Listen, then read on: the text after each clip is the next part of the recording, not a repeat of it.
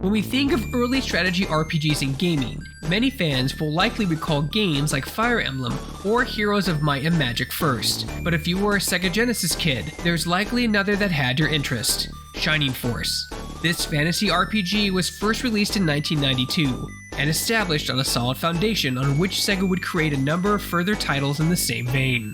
Funny enough, Shining Force isn't even the first game of the Shining series, although it was the first to take on a strategy approach. Shining in Darkness preceded Shining Force in 1991 on the Sega Mega Drive, but despite being successful, it was a first-person dungeon crawler far removed from what we would come to know of the franchise. When it came to Shining Force, lead developer Hiroyuki Takahashi has said he was tasked with trying to figure out how to make Dragon Quest-style battles more fun.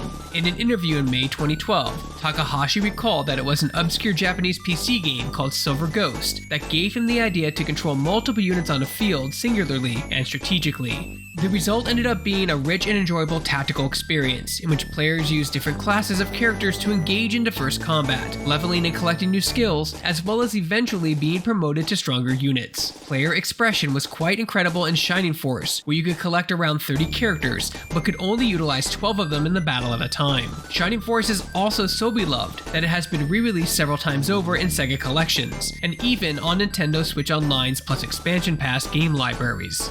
Games like Fire Emblem and XCOM may have taken the baton of strategy RPGs and ran with them, but Shining Force will always have a place as one of Sega's early innovators in the space.